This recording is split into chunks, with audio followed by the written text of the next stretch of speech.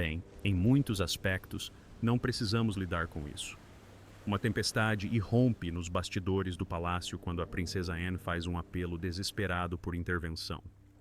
Enquanto o rei Charles apresenta acusações chocantes de traição contra Camila, rumores de documentos ocultos, alianças secretas e lealdades quebradas circulam pelos corredores dourados. Um escândalo há muito enterrado poderia estar ressurgindo? Por que um monarca arriscaria sua família e legado em uma batalha legal pública? Os rostos se contraem, as vozes tremem e o próprio trono parece estar em perigo. Um passo em falso poderia desencadear uma crise real sem precedentes. Um alerta soou por trás dos muros do palácio. O momento se desenrolou sem aviso prévio, rompendo a habitual quietude da vida palaciana como uma lâmina.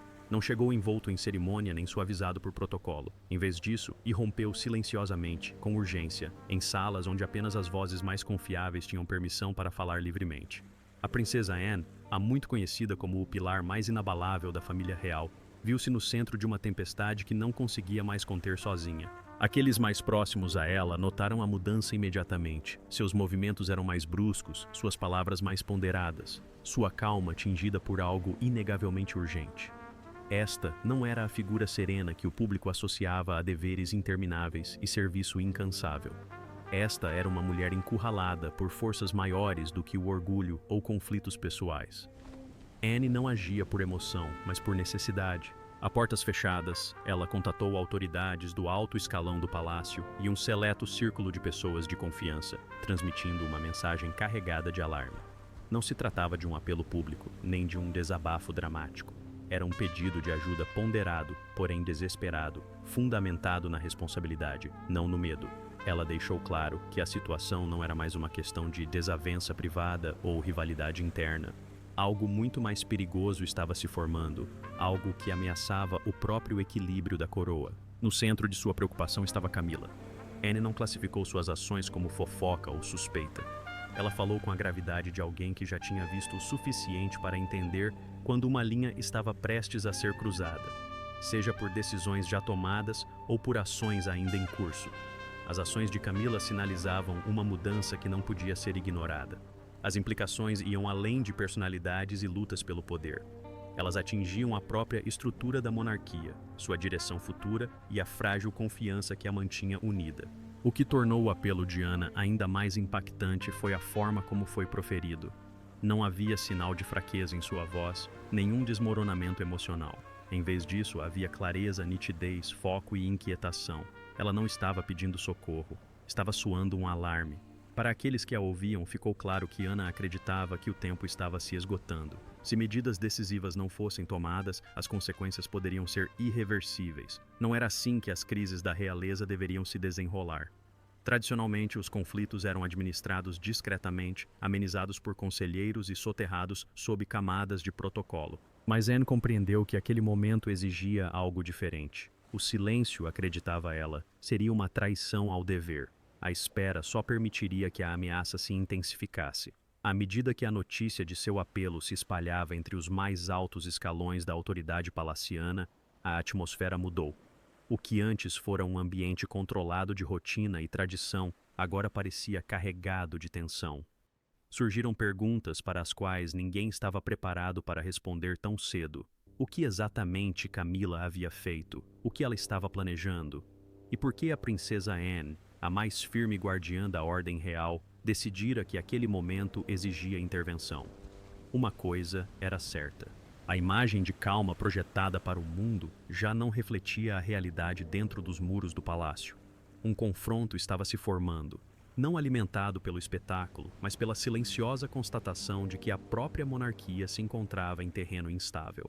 E com seu apelo, a princesa Anne escancarou as portas para um conflito que não podia mais ser contido. Então, o que forçou a princesa Anne a quebrar o código real? E qual segredo fez a coroa se voltar contra si mesma? Continue assistindo. Quando a coroa se voltou contra si mesma, o que se seguiu ao aviso particular da princesa Anne não foi a contenção cuidadosa que muitos esperavam. Em vez disso, desencadeou uma reviravolta tão repentina que reverberou pelos mais altos escalões do palácio. Em poucos dias, conversas discretas se transformaram em medidas formais e sussurros deram lugar à ação. O rei Charles, há muito visto como cauteloso ao extremo, tomou uma atitude que poucos acreditavam que ele tomaria contra sua própria família. A portas fechadas, um processo formal foi iniciado com peso legal, força institucional e consequências irreversíveis. Não foi anunciado publicamente nem apresentado como um espetáculo. Não houve coletivas de imprensa, declarações oficiais ou sinais visíveis para o mundo exterior. No entanto, dentro do palácio, todos compreendiam a gravidade do que estava acontecendo. O rei havia autorizado um processo interno vinculativo contra a rainha Camila, uma medida que funcionava tanto como salvaguarda legal quanto como um marco simbólico. Aqueles familiarizados com o assunto descreveram-no não como um processo judicial tradicional, mas como algo exclusivamente real, uma ação sigilosa imposta pela autoridade real, apoiada por conselheiros, assessores jurídicos e precedentes constitucionais. Seu propósito não era punir, mas controlar. Uma tentativa de deter o ímpeto que começara a ultrapassar o consentimento do rei. Pela primeira vez, a monarquia se via obrigada a confrontar um conflito que não podia mais ser administrado apenas com silêncio ou lealdade. No centro do desafio estavam alegações que atingiam o âmago da confiança. Começaram a vir à tona acusações de influência exercida de forma excessiva, decisões tomadas sem a devida autoridade e manobras discretas com o objetivo de consolidar o poder para além do reinado do rei. Nada disso foi apresentado como ressentimento pessoal. Em vez disso, foi apresentado como um padrão, que sugeria que os limites haviam sido testados e talvez ultrapassados. A preocupação não era apenas com o que já havia ocorrido, mas com o que poderia acontecer se essas ações não fossem controladas. O choque foi imediato e profundo. Um rei reinante agindo formalmente contra a própria rainha era quase impensável. A história da realeza oferecia poucas comparações e nenhuma na memória recente. Até mesmo funcionários experientes do palácio lutavam para processar as implicações. Não se tratava de uma desavença doméstica, era uma ruptura institucional que corria o risco de expor o funcionamento interno da monarquia de maneiras que ela sempre procurara evitar. Para o rei Charles, a decisão não foi tomada de forma leviana. Aqueles próximos a ele compreendiam o custo pessoal envolvido. Mas a ação sugeria que ele acreditava que algo maior estava em jogo, sua autoridade, seu legado e o futuro equilíbrio da coroa. Ao optar por uma via legal e processual, ele sinalizou que esse conflito não poderia ser resolvido apenas por meio da persuasão. Estrutura, documentação e limites aplicáveis eram agora necessários. À medida que a notícia da ação se espalhava discretamente pelos corredores do palácio, a tensão aumentava, alianças se desfaziam, conselheiros ponderavam cada palavra. A instituição que se orgulhava de sua continuidade de repente se sentia frágil. O alarme anterior da princesa Anne agora parecia não apenas justificado, mas premonitório. Seu apelo não fora uma reação exagerada, mas sim um aviso. E, no entanto, mesmo enquanto os procedimentos internos se desenrolavam, uma verdade permanecia inquietantemente clara. Uma vez traçada essa linha dentro de uma monarquia, ela não pode ser facilmente apagada.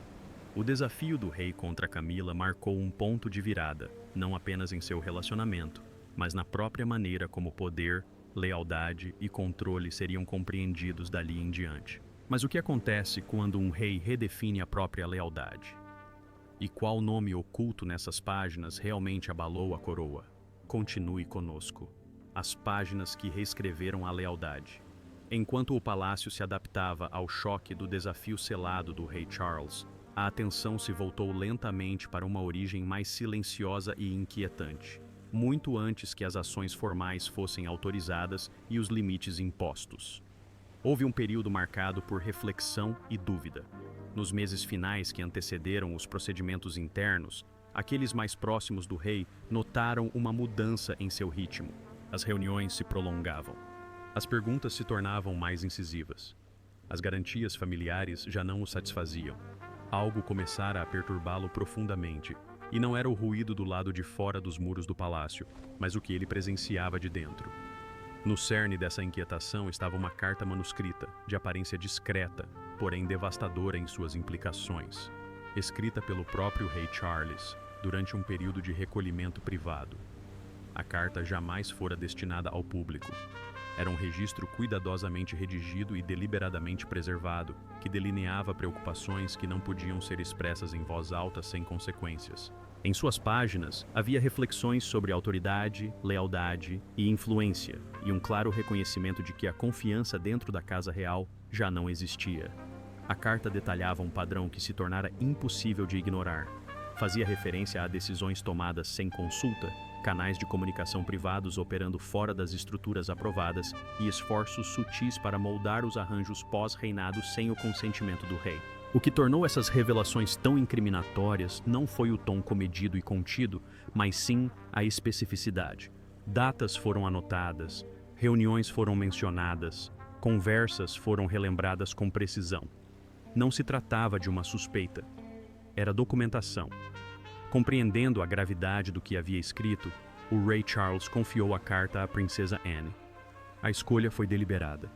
Anne não era uma articuladora política, nem alguém movida por ambição. Ela era, acima de tudo, uma guardiã do dever.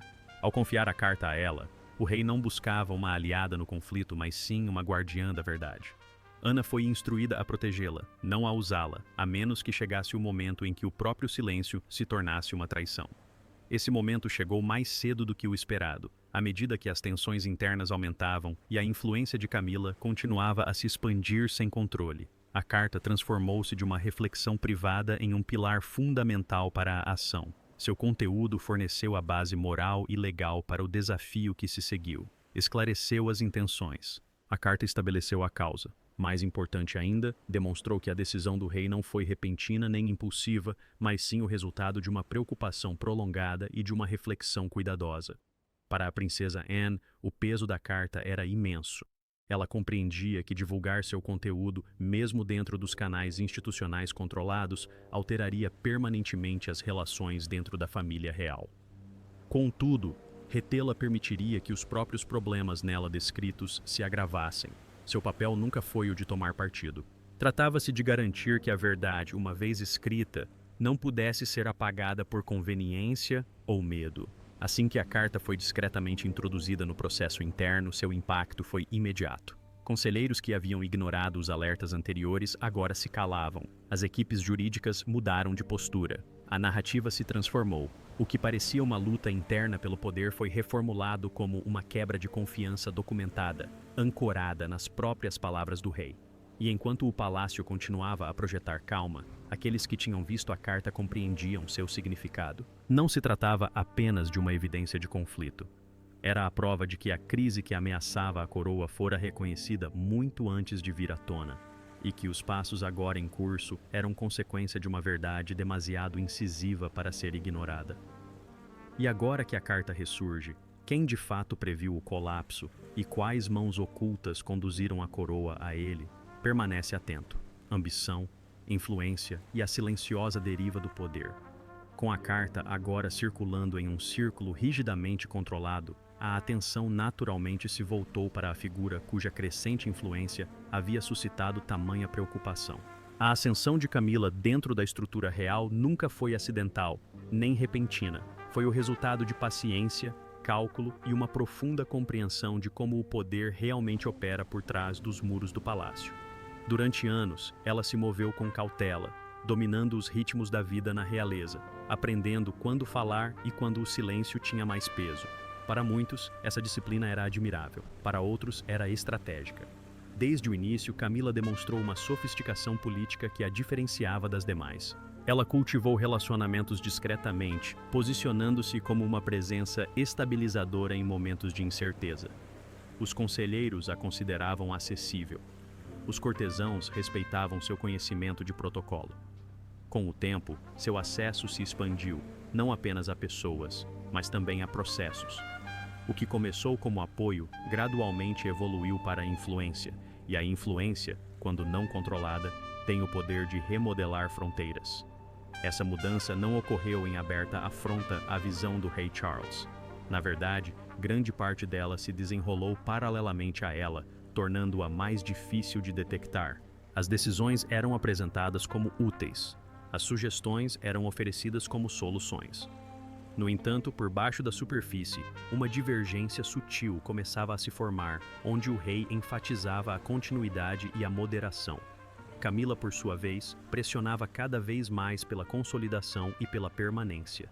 A monarquia, em sua visão, precisava ser protegida contra a incerteza, mesmo que isso significasse redesenhar linhas que haviam sido respeitadas por muito tempo. Foi aí que a confiança começou a se transformar em excesso. A crescente independência de Camila em relação às estruturas estabelecidas não se manifestou em confrontos.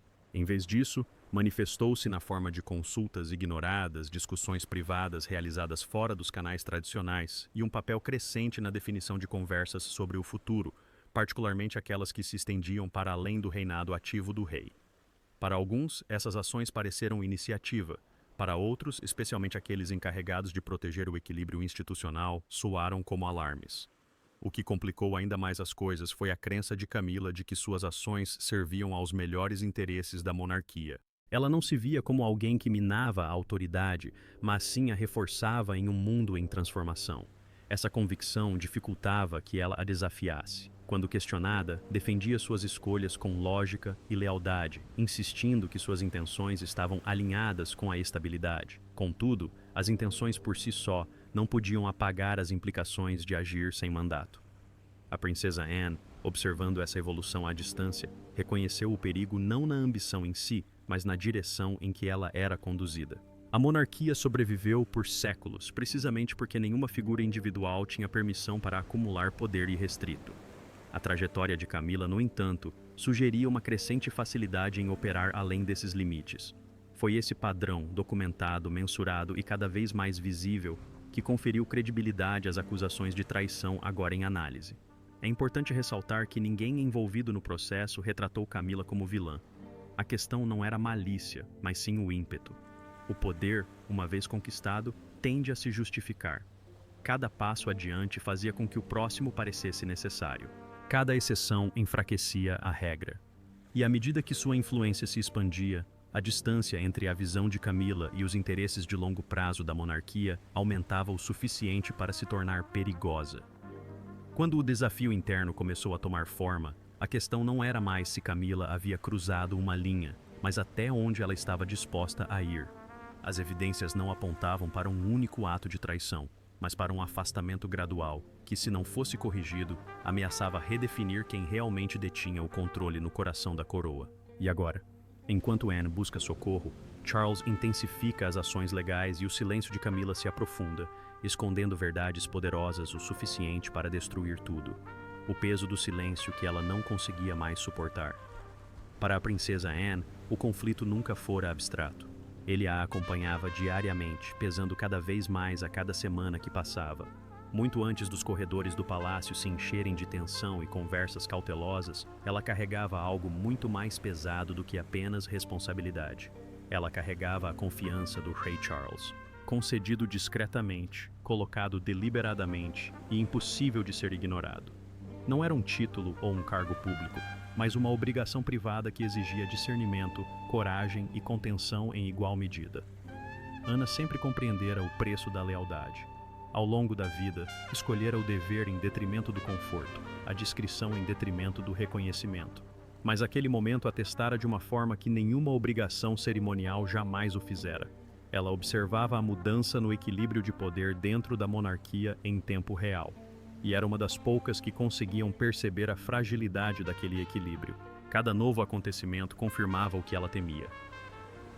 A influência de Camila não estava apenas crescendo, mas se consolidando. Anne encontrava resistência a cada passo. Alguns descartavam suas preocupações como cautela excessiva. Outros pediam paciência, argumentando que a intervenção só aprofundaria as divisões. A mensagem implícita era clara. Manter a aparência de unidade importava mais do que lidar com as rachaduras que a sustentavam. Para Anne, essa lógica era perigosamente míope. Ela tinha visto o que acontecia quando os problemas eram enterrados em vez de enfrentados. A história lhe ensinara que o silêncio, quando escolhido por conveniência, muitas vezes se tornava cumplicidade. O que mais a afligia não era o conflito, mas o isolamento. Ela sabia que se manifestar, mesmo em particular, a colocaria em oposição direta a poderosos interesses dentro do palácio. Isso tensionaria os relacionamentos que ela passara décadas protegendo. Contudo, não fazer nada significaria permitir que decisões fossem tomadas. Decisões que ela acreditava que o próprio Ray Charles jamais teria aprovado. A carta que ela guardava era um lembrete constante dessa verdade. Cada vez que relia suas palavras, a responsabilidade se tornava mais pesada. Foi nesse momento que seu pedido de ajuda ganhou todo o seu significado. Não era mais apenas um aviso institucional ou uma questão processual. Era algo pessoal. Anne não estava pedindo apoio para proteger sua própria posição.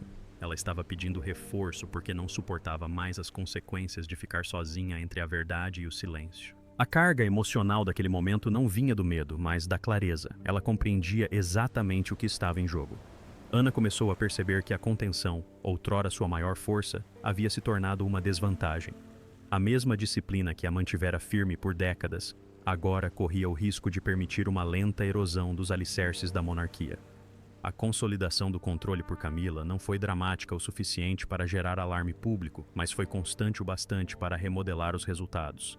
Cada sucesso discreto facilitava o próximo, cada movimento sem controle reduzia o espaço para correções. Ao confrontar essa realidade, Anna chegou ao seu limite, não por colapso, mas por determinação. Ela aceitou que permanecer em silêncio seria a verdadeira traição, não a qualquer indivíduo, mas à instituição que jurara proteger. Seu dever não era confortar o poder, mas desafiá-lo quando necessário. Essa constatação marcou uma mudança dentro dela, transformando a preocupação em ação. Ao assumir plenamente esse papel, Anna deixou de ser mera observadora da crise. Ela se tornou seu centro moral, aquela disposta a suportar a tensão do confronto para que a monarquia ainda tivesse uma chance de corrigir seu rumo. Com essa decisão, o conflito deixou de ser um mero desconforto para se tornar algo muito mais consequente, preparando o terreno para que as forças dentro do palácio finalmente colidissem. Mas o que acontece quando a postura moral de Anna ameaça segredos enterrados e o palácio luta para proteger o próprio poder? Aguardem. Fraturas de poder. O palácio, outrora símbolo de tradição impecável e hierarquia inabalável, agora se assemelhava a um labirinto de tensão e urgência silenciosa.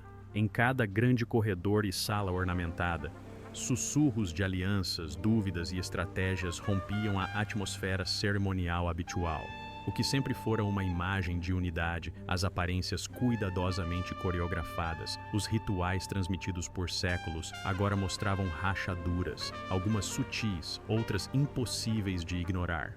As próprias paredes pareciam pressentir a turbulência, ecoando os passos apressados de assessores, advogados e altos funcionários que corriam de um lado para o outro com documentos firmemente agarrados às mãos. Camila, plenamente consciente da importância da situação, agiu rapidamente para moldar a narrativa a seu favor.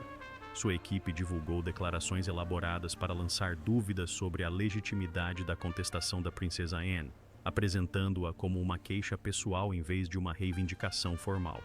Cada palavra, cada momento da divulgação parecia calculado para influenciar a opinião pública antes que Anne pudesse responder.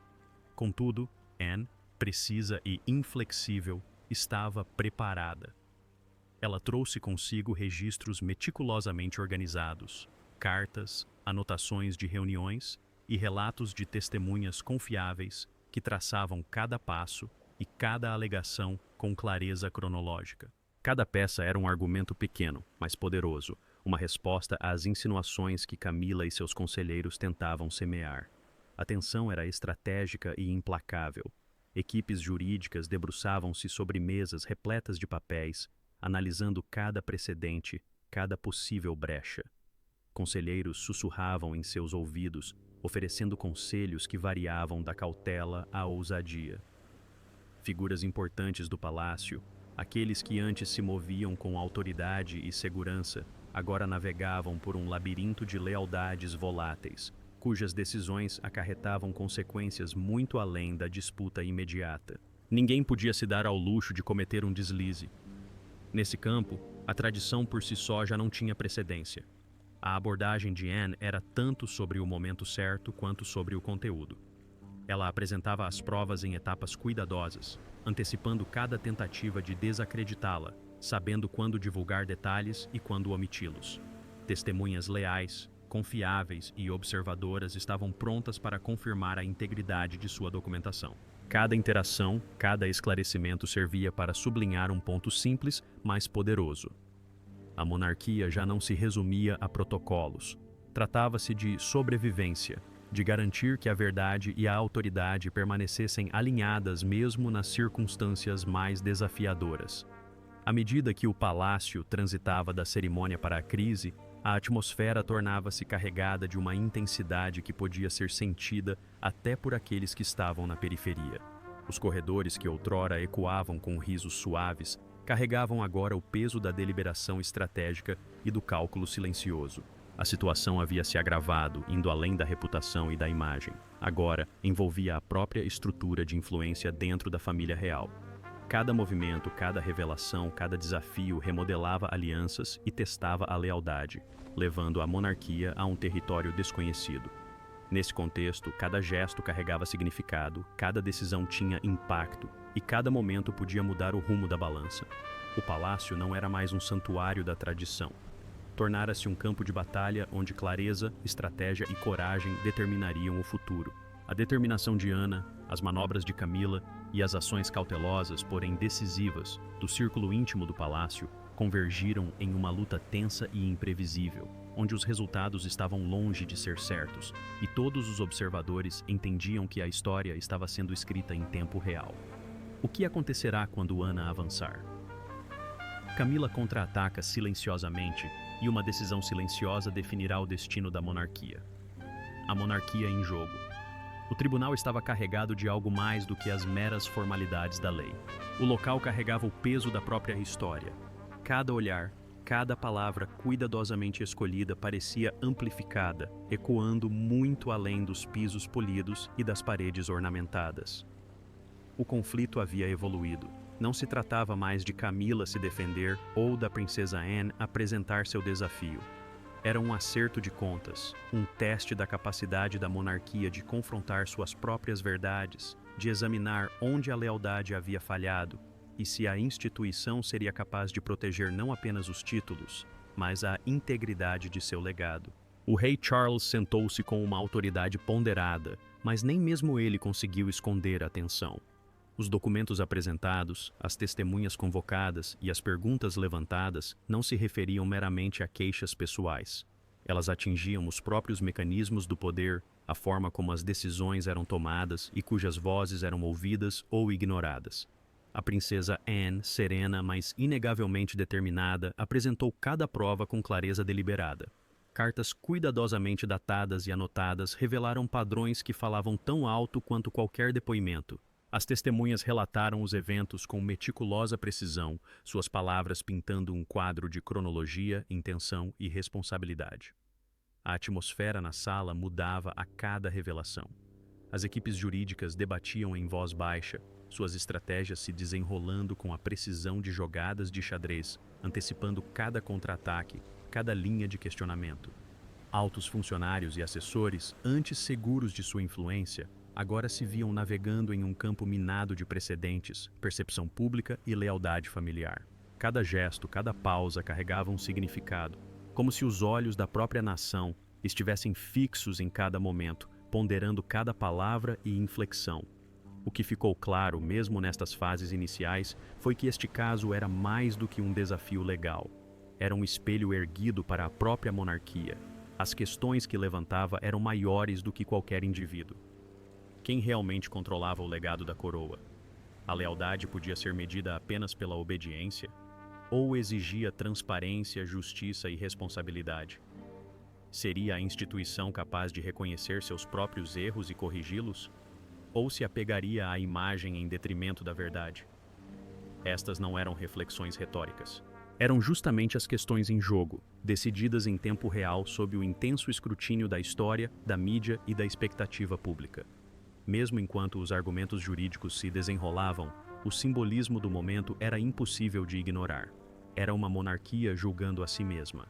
As lutas privadas de uma família transformadas em um exame público de valores, responsabilidade e confiança.